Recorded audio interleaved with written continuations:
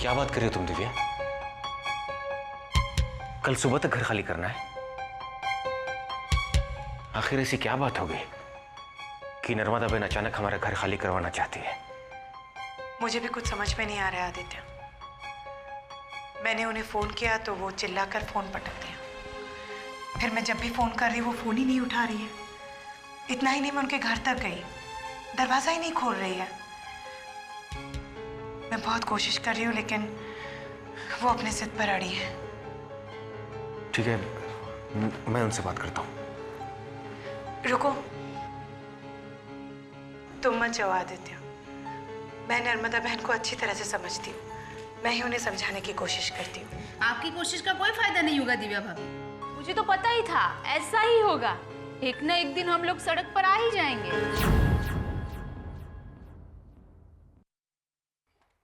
ओ मामा, ये सब क्या टाइम पास कर रहे हो? फालतू टाइम पास नहीं कर रहा हूँ मैं, रेसिपीज की कटिंग्स इकट्ठा कर रहा हूँ ताकि हमारे केटरिंग के बिजनेस पे काम आए। ओ मामा, आप केटरिंग का बिजनेस कहाँ पे चलाओगे? रोड पे? क्यों? अरे आपको मालूम नहीं है? अरे नर्मदा आंटी ने नोटिस दे दी है घर खाली करने की। एंग्री यंग मैन, आपके एंगर की वजह से हमें घर छोड़ के जाना पड़ रहा है। मैं जा रही हूँ नर्मदा बहन के घर पे उन्हें रिक्वेस्ट करने। मैं भी आता हूँ। शांतनु भैया प्लीज, आप कोई बखेड़ा। No, I understand the situation. चलो कम। आराम से संभल के बेटा। उधर रख दो टीवी को। चलो कला, खड़ी खड़ी क्या करे, फटाफट चला चल। हाँ आराम से। दूसरा सामान लेकर आओ जल्दी। हाँ, पूरा घर खाली करने का है। इन्होंने हमें घर खाली करने को कहा था, ये घर क्यों खाली कर रही है? कुछ समझ में नहीं आ रहा। चलिए बात करके देखते हैं। दूसरा सामान लेके आ फटाफट। नर्मदा बहन, क्या है? जी वो शांतनु भैया। खुद से बात नहीं बनी इसलिए तुझे लेकर आया कहाँ? नहीं, वो बात नहीं। शांतनु भैया सचमुच बहुत शर्मिंदा है। वो आपसे माफी मांगना चाहते हैं। कल सुबह 10 बजे तक तेरा घर खाली करने के लिए बोला था ना? अभी तो कोई सामान क्यों नहीं निकाला? सुबह 10 बजे तक घर खाली चाहिए बोला था ना? हाँ, लेकिन आप अपना घर क्यों खाली करवा रही है? क्योंकि कल से तुम लोग इस घर में रहने आओगे और मैं तुम्हारे घर में रहूंगी। क्योंकि तुम लोग का परिवार बड़ा है, तुम यहाँ बड़े घर में रहना। मेरा क्या है, मैं अकेली कहीं भी पड़ी रहूंगी। पर आप ऐसा क्यों कर रही है? क्योंकि मैं ये साबित करना चाहती हूँ कि मैं इतनी पत्थर दिल नहीं हूँ कि रातों रात किसी परिवार को घर से बेघर कर दूं। तुम्हारे किए की सजा मैं तुम्हारे परिवार को दूं, इतनी भी बुरी नहीं हूं मैं। देखिए, आपको कुछ साबित करने की जरूरत नहीं है। आपका कसूर है ही नहीं। कसूरवार तो मैं हूं, मैं गुनहगार हूं। मैंने आपको नहीं समझा। क्या है कि अच्छे और बुरे की परख में कभी कर नहीं पाया। मुझे माफ कीजिए, मैं आपकी भावनाओं को समझ नहीं पाया। मैंने आपकी भावनाओं को ठेस पहुंचाई। लेकिन प्लीज आप अपना घर मत छोड़िए। हम जहां हैं वहीं ठीक है। मैं आपके सामने। बस बस, अभी ऐसे हाथ जोड़कर खड़े रहते हो तो बबूचक लगते हो क्या मुझे? इसका मतलब आपने शांतनु भैया को माफ कर दिया? अरे माफ करने वाली मैं कौन होती हूँ? अगर हाँ, दूसरी बार किसी भी इंसान पर लांछन लगाने से पहले 100 बार उसकी भावनाओं को समझना। इंसान को समझने की अपनी कच्ची परख को पक्की बनाने की कोशिश करना। हाँ? जी। Thank you so much Narmada बहन। हो गया, थैंक यू मेंशन नॉट। जाओ शांति से घर में जाके सो जाओ। हाँ?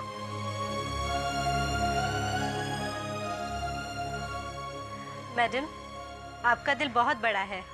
अरे क्या फायदा ऐसे दिल का जिसकी भावना को समझने वाला ही कोई ना हो? हैं?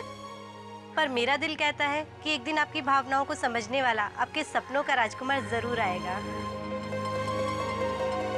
सपनों का राजकुमार क्या एकदम मस्त पिक्चर है। लेकिन ये पिक्चर तो पुरानी है। अरे पिक्चर एकदम पुरानी है मगर उसकी कहानी एकदम फ्रेश है, फ्रेश। हाँ तो सुनो उसकी कहानी। एक बस्ती में एक बहुत ही खूबसूरत राजकुमारी थी। राजकुमारी बस्ती में? अरे यार सुनो, चुप रहो। फिर एक दिन अचानक ला ला ला ला ला एक बहुत ही डैशिंग राजकुमार आया। टन टन टन टन टन टन टन टन टन टन टन। उसके एक हाथ में फूल और दूसरे हाथ में शराब की बोतल।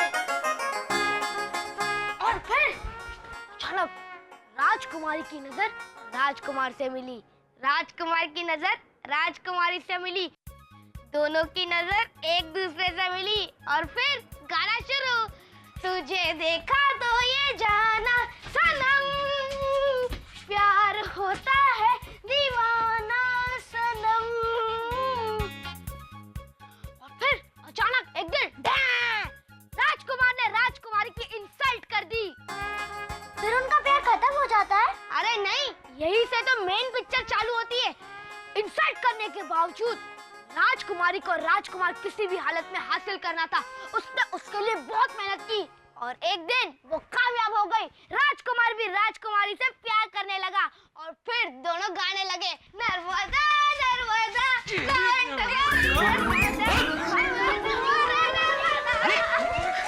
अरे क्या करें आप लोग, जाइए अंदर जाइए। क्या शांतनु भैया आप भी बच्चों के साथ? ये बच्चे हैं, तीनों शैतान हैं। वो अनमोल दिखता है छोटा, लेकिन बकवास देखो कितनी करता है। जाने दीजिए, रिलैक्स। आप बैठिए ना, आप क्यों गुस्सा होते हैं? शांतनु भैया मैं आपसे एक बात पूछूं? एक मिनट, अगर नर्मदा जी के बारे में कुछ पूछ रही हो तो sorry, I am not interested, मुझे बहुत काम है। अच्छा चलिए, आपको अच्छा नहीं लगता है तो जाने देते हैं नर्मदा जी की बात। पर आपको कभी कोई लड़की पसंद नहीं आई? कभी किसी में इंटरेस्ट नहीं लगा? किन्नरी प्लीज। नहीं, मुझे बताइए कि क्या आपको ऐसा नहीं लगा कि मेरा खुद का एक हरा भरा परिवार हो, बाल बच्चे हो? तुम क्या मेरा इंटरव्यू ले रही हो? नहीं नहीं शांतनु भैया, ऐसे ही पूछ रही हूँ, सचमुच बताइए ना।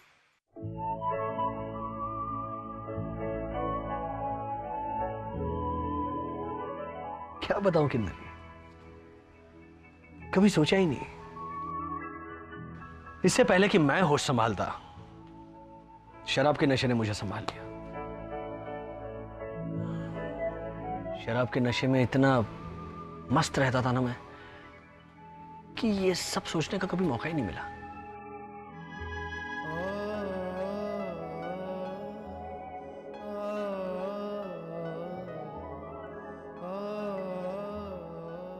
पता ही नहीं चला कब ये लंबी जिंदगी कट गई। लाइफ सेट थी, भले ही एमलेस थी, दिशाहीन थी, लेकिन कोई मकसद नहीं था, चाह नहीं थी, सपना नहीं था। और अब तो ढेर सारे छोटे छोटे सपने हैं। हमारा केटरिंग का बिजनेस है, परिवार की खुशियां हैं, बच्चों के सपने हैं, तुम लोगों के सपने हैं। हमारा सपना है कि आप शादी कर लें।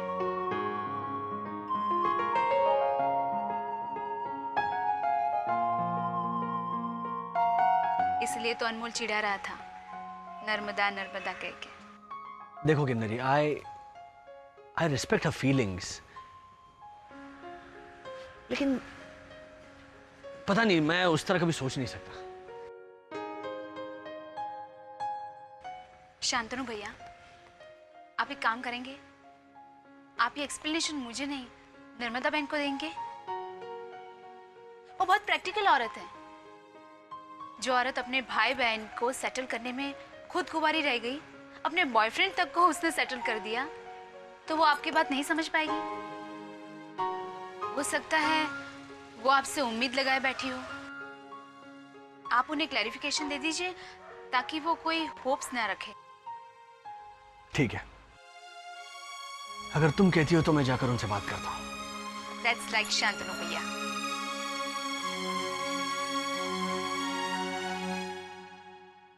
आदित्य, कॉम्प्लेक्सेस और बस्तियों में कितना फर्क है ना? फर्क तो होगा ही ना दिव्या। ऐसा फर्क किस काम का? कॉम्प्लेक्सेस में लोग एक दूसरे का नाम तक नहीं जानते, और यहाँ बस्ती में देखो, एक के घर में शादी होने वाली है तो ऐसा लगता है कि सबके घरों में शादी होने वाली है। ये बात तो है। और इतना ही नहीं, अभी तक तो सिर्फ लड़की देखने की बात चल रही है ना, पर बस्ती वालों ने शादी के लिए कपड़े सिलवाने के लिए भी दे दिए। कल मैं बदसला से मिली, हाथ में मेहंदी लगा रही थी, तो मैंने पूछा कि तुम मेहंदी क्यों लगा रही हो? तो बोली कि आपको पता नहीं, राजू की शादी है। अभी से मेहंदी? जरा सोचो आदित्य, अगर लड़की देखने पर इतनी खुशियां है तो सगाई और शादी में क्या होगा? क्या होगा? खुशी से पागल हो जाएंगे सारे के सारे। और ये सब नर्मदा बहन की वजह से हो रहा है। एक परिवार की तरह संभाल के रखा है उन्होंने बस्ती वालों को। भगवान उनकी मोहब्बत को ऐसे ही कायम रखे।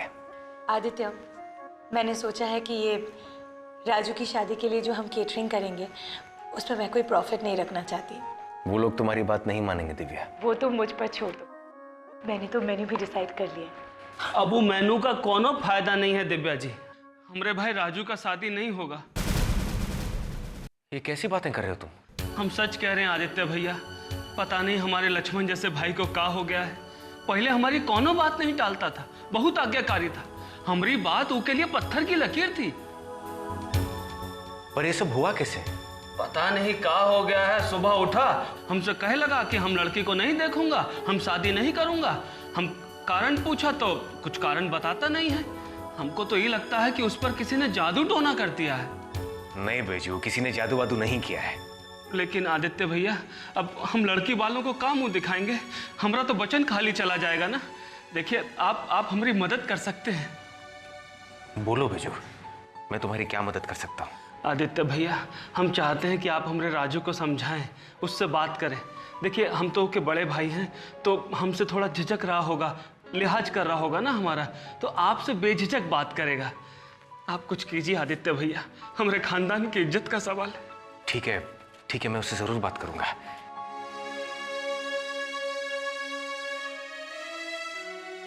अरे कितनी देर से ऐसे चुप्पी साध के बैठे हो? हाँ, गोंद खाकर बैठे हो क्या? कुछ तो बोलो। राजू प्लीज, राजू प्लीज, कम से कम शादी ना करने की वजह तो बताओ। अगर तुम वजह नहीं बताओगे तो मसले का हल कैसे निकलेगा? अरे देख आदित्य भैया, तुमसे अंग्रेजी में प्लीज प्लीज कह रहे हैं। कुछ तो शर्म कर, कुछ तो बोल। राजू आओ, आओ मेरे साथ। समझाओ आदित्य।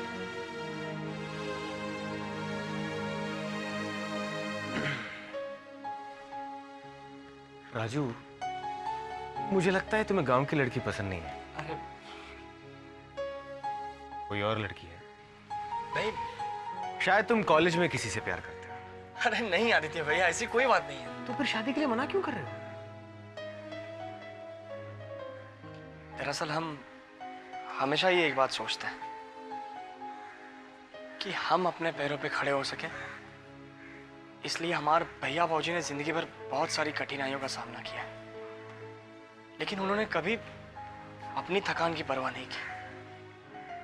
अब हम उनकी वो सारी थकान दूर करना चाहते हैं। हम इतना पैसा कमाना चाहते हैं कि दुनिया की सारी खुशियां अपने भैया भौजी के चरणों में अर्पण कर सके।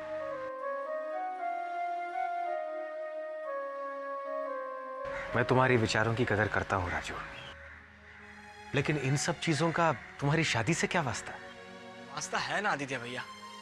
एक बार हम अपनी घर गृहस्थी में उलझ गए तो फिर हम अपने भैया भौजी को वो सारी खुशियां कैसे दे पाएंगे जो हम देना चाहते हैं। मैं मानता हूं राजू, तुम बहुत सारा पैसा कमाकर तुम्हारे भैया और भाभी के चरणों में अर्पण करना चाहते हो, इससे तुम्हें खुशी मिलेगी। लेकिन उनकी उस खुशी का क्या जो तुम्हारे सुंदर परिवार को देखकर उन्हें मिलेगी, तुम्हारी सुंदर पत्नी को देखकर मिलेगी, तुम्हारे छोटे छोटे बच्चों को देखकर मिलेगी। और पत्नी तो लक्ष्मी का रूप होती है। शादी के बाद तुम पैसे कमा कर लाओगे और तुम्हारी पत्नी तुम्हारे भैया और भाभी की सेवा करेगी, उससे उन्हें दुगनी खुशी मिलेगी। शादी के लिए हाँ कर दो राजू।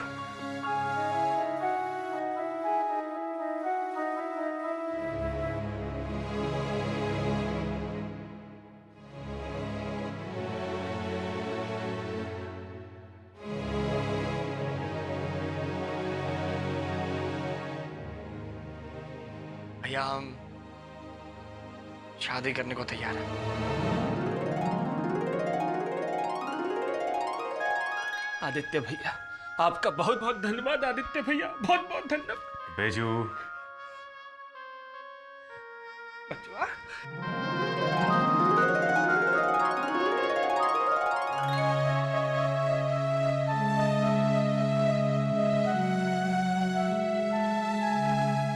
हैं? क्या नाम क्या है लड़की का? लाजो। अरे वाह, हाई क्लास नाम है। हो कब आ रहे हैं? अभी तो तू लोग को आ जाना चाहिए था। लाजो के चाचा चाची बम्बई में रहते हैं। वो लोग गए थे बलिया लाजो को लाने के लिए, लेकिन उन लोगों की तरफ से अभी तक कोई खबर ही नहीं आई। बस एक बार वो लोग हमारे राजू को देख ले, उसका रिश्ता पक्का हो जाए बस। अरे हो जाएगा रिश्ता, तो फिक्र क्यों करती है?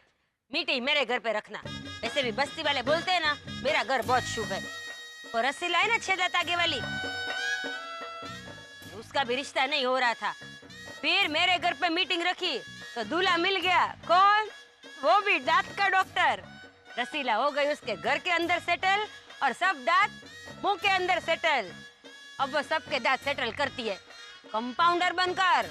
क्या हम जी खड़ी क्या है? जब फोन लगा, फोन लगा। हाँ हाँ ए वत्सला, शैम्पू दे। देती हूँ। हेलो, हम राम दुलारी बोल रहे हैं, राजू का भाऊजी। लाजो और उनकी चाची और चाचा आने वाले थे हमरे राजू को देखने। इका इमा तो कोई औरत अंग्रेजी बोल रही है क्या? हाँ। अरे दुलारी, ये औरत नहीं है, ये मशीन है। तुझे बलिया फोन करना है ना, उसके लिए एसटीडी से फोन करना पड़ता है। मेरे फोन में एसटीडी नहीं है। ओहो, तुझे गांव में फोन लगाना था। वत्सला, तुझे इसे बताना चाहिए ना, इसे थोड़ी ये सब पता होता है। अरे नर्मदा बहन, ये बोलने देगी तो आई और फटाफट नंबर घुमा के बात करने लगी। कोई बात नहीं, ये ले, तू मेरे मोबाइल से एसटीडी लगा तू तेरे बिंदास। और सामने से जब कोई हेलो बोले ना, तब बात करना। हो ए वत्सला, ये 2-3 बिस्किट के पैकेट दे तो। ये लो। ए बच्चों, इधर आओ, ये लो, आपस में मिल बैठ के खाना। हाँ?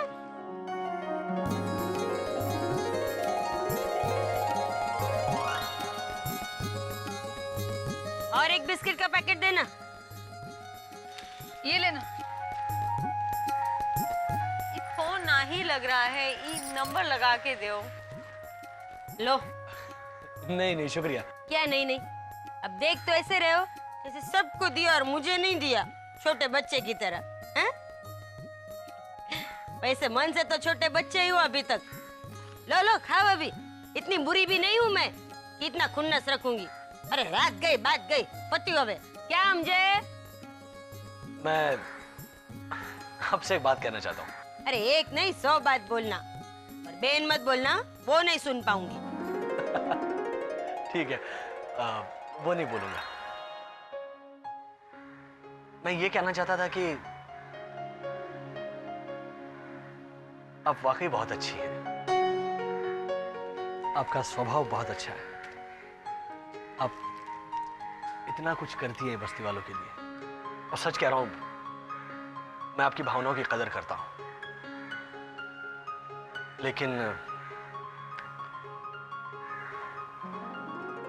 लेकिन आप मेरी पसंद की नहीं हो। बुरा मत मानिए। ओहो, इतनी सिंपल बात है तो पहले बता देना चाहिए था ना। अरे इसमें क्या है? तुम भी माना कि मैं तुम्हारी पसंद की नहीं हूँ, लेकिन ये जानकर अच्छा लगा कि तुम्हारी कोई पसंद तो है। शांतुल भाई, मैं आपसे एक बात पूछूं? नव्या, तुम्हारी पसंद का क्या करना है वो मैं सोचती हूँ।